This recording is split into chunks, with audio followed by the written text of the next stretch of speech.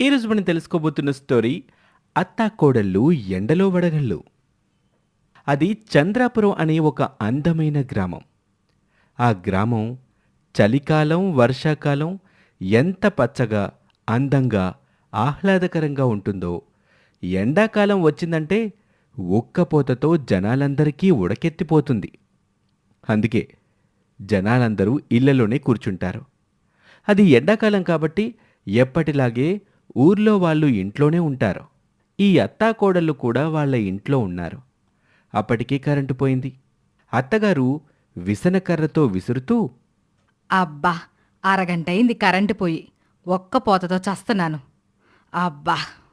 అని అటూ ఇటూ తిరుగుతూ ఈ కోడలేం చేస్తుందా అని అటు వంటగది వైపు ఒక కన్నేస్తుంది. అబ్బబ్బా! ఈ చెమటేంటి? అంటూ కోడలు కూడా ఆ చెమటని చేత్తో తీసి విసురుగొడుతూ ఉంటుంది. ఆ చెమటంతా వంటలో పడుతూ ఉంటుంది. అది చూసిన అత్తగారు ఒసే కోడలా, ఏం చేస్తున్నావే? అది తినడానికా లేక బయట పడేయడానికా? నువ్వు చేసే వంట ఎవరన్నా దగ్గరుండి చూస్తే తినకుండానే వాంతులు చేసుకుంటారు. అంత అశుభ్రంగా వంట చేస్తున్నావు నువ్వు. అబ్బా! ఇప్పుడు ఏమైంది అత్తయ్య? నేను చాలా శుభ్రంగానే వండుతున్నాను. కనిపించడం లేదా? అంటూ ముక్కు చిదుకొని అదే చేత్తో వంట చేస్తూ ఉంటుంది. అప్పుడు అత్తగారు ఛీ ఛీ ఛీ! అమ్మ తల్లి, నీకొక దండం. ఇన్ని రోజులు నీ చేతి వంట నేను తిన్నానా అని తలుచుకుంటేనే భయం వేస్తుంది. దయచేసి నువ్వు ఇంకెప్పుడు వంటగది వైపు రామాక. నీకు దండం పెడతాను. నిజంగా అత్తయ్య, మీరు చెప్పింది నిజమేనా? నేను ఒక్కసారి కమిట్ అయితే నా మాట నేనే వినను. మీరు వంటగది వైపు రావద్దన్నారంటే నేను చచ్చినా రాను. అమ్మ తల్లి, నీకొక దండం పెడతాను. నువ్వు రాకపోతే నేను చాలా సంతోషంగా ఉంటాను. వెళ్ళెళ్ళు. అంటూ అత్తగారు కోడల్ని బయటకు పంపించేస్తుంది. ఇక కోడలు తీరిగ్గా హాల్లో కూర్చుని విసనకర్రతో విసురుకుంటూ అబ్బా! ఈ కరెంటు సచ్చినోడు ఎక్కడ సచ్చాడు? కరెంటు తీసి చాలాసేపు అవుతుంది. వెధవ!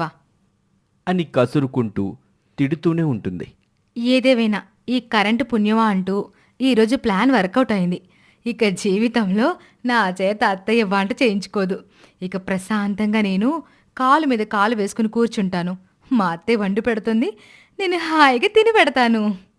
అని నవ్వుకుంటూ ఉంటుంది కోడలు.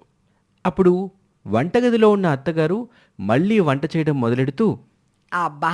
వాతావరణం ఒక్కసారి చల్లబడితే బాగుండు. అని అనుకుంటుంది. అలా అత్తగారు అనుకుందో లేదో ఏదో మాయ చేసినట్టుగా ఆ వాతావరణమంతా చల్లబడిపోతుంది. ఇంటి మీద ఒక్కసారిగా పెద్ద పెద్ద రాళ్ళు వేసిన శబ్దం వినపడుతుంది. కోడలు భయపడుతుంది. అత్తయ్య, మీరు చేసిన వంట వాసన భరించలేక జనాలు మన ఇంటి మీద రాళ్ళు విసురుతున్నట్టుగా ఉన్నారు. వంట ఆపేసి త్వరగా మంచం కింద దూరండి. లేదంటే మీకు బ్యాండ్ బాజా భారత్ అయిపోతుంది. అప్పుడు అత్తగారు కోపంగా ఇలా అంటుంది. ఎవరే నా వంటకి పేరు పెట్టేది? అని బయటకి కోపంగా వస్తుంది. తీరా చూస్తే అక్కడ పెద్ద పెద్ద రాళ్ల సైజులో వడగళ్ళు పడుతూ ఉంటాయి. కోడలు కూడా బయటకొచ్చి చూస్తుంది. వామ్మో! ఇంత పెద్ద వడగళ్ళు! వడగళ్ళు పడితే పడ్డాయి కానీ కాసేపు అంతా చల్లబడింది. ఈ వాతావరణం మరింత అద్భుతంగా ఉంది. అలా ప్రశాంతంగా బయట తిరగాలని ఉంది కానీ అని తన నోట్లో నుంచి ఆ మాట వస్తుందో లేదో వెనక నుంచి కోడలు అత్తగారిని వడగండ్లలోకి నెట్టేస్తుంది. అమ్మో! అమ్మో! అయ్ బాబోయ్! అంటూ కేకలు వేస్తూ అత్తగారు ఇంట్లోకి పరిగెడుతుంది. వడగళ్ల దెబ్బకి అత్తగారు ఒళ్ళు హూనమైపోతుంది. కోడలు మనసులోనే నవ్వుకుంటూ అత్తగారి దగ్గరికి వెళ్తుంది. ఓసై, మతిపోయిందా? ఎర్రగడ్డ హాస్పిటల్కి వినబడేలా పిచ్చిదానిలాగా ప్రవర్తిస్తున్నావు. కోడలు ఏమీ తెలియనట్టు అయ్యో, నేనేం చేశాను అత్తయ్య? నా మీద నోరు పారేసుకుంటున్నారు. అబ్బబ్బబ్బా! నంగనాచి తొంగ బొరలాగా ఏమీ తెలియనట్టే భలే మాట్లాడుతున్నావే. అంత పెద్ద పెద్ద రాళ్ళలాగా వడగళ్ళు పడుతుంటే బయటికి నెట్టావు. అయి తగిలి నేను చచ్చిపోవాలనేగా. రామరామ, ఎంత మాట అన్నారు అత్తయ్య? మీకు చల్లగాలి తగిలి ఆ వచ్చిన ఆనందంలో ఏం చేస్తున్నారో అర్థం కాక ఒక కాలు ఇంకొక కాలికి తెలియకుండా అలా బయటికి జారెళ్ళిపోయింది. కాళ్ళతో పాటు మీరు వెళ్ళిపోయారు. అని కోడలంటుంది. ఆ మాటకి అత్తగారికి కళ్ళు తిరుగుతాయి. ఏంటమ్మా, ఒక కాలు ఇంకొక కాలికి తెలియకుండా జారుకుంటూ నేను వెళ్ళిపోయానా? ఇలాంటి విచిత్రమైన సంఘటన పారిపోయిన మొగుడు అనే సీరియల్లో కూడా రాలేదమ్మా. నిన్ను రైటర్గా పెట్టుకోవాలి. ఇలాంటి దిక్కుమాలిన ఐడియాలు ఇచ్చేదానివి. అని తిట్టుకుంటూ లోపలికి వెళ్ళిపోయి తన పని తాను చేసుకుంటూ ఉంటుంది అత్తగారు. తిక్క కుదిరింది. అంటూ కోడలు కూడా లోపలికి వెళ్ళిపోతుంది. ఇంతలోనే కరెంట్ వస్తుంది.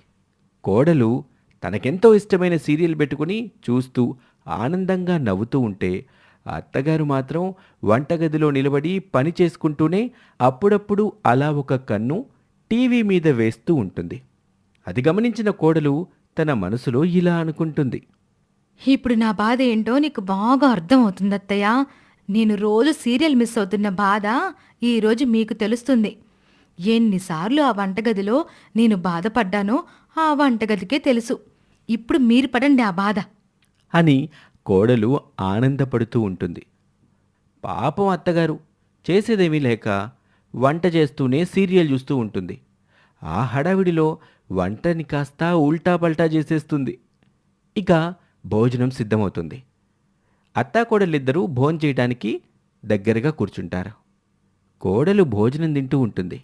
చిచి అత్తయ్య, వంట ఇలాగే చేస్తారా? అసలు దీన్ని కుక్కలు కూడా తినవు. అందుకే కదా నీకు తీసుకొచ్చి పెట్టాను. ప్రతిరోజు నువ్వు పెట్టేది కూడా ఇలాగే ఉంటుంది. అవునా అత్తయ్య? అలాంటప్పుడు ధ్యాస మొత్తం వంట మీద పెట్టి వంట చేయాలి. సీరియల్ చూస్తూ వంట చేస్తే ఇలాగే ఉంటుంది. అంటే రోజు నాలాగే నువ్వు ఎంత కష్టపడుతూ వంట చేస్తున్నావా కోడలా?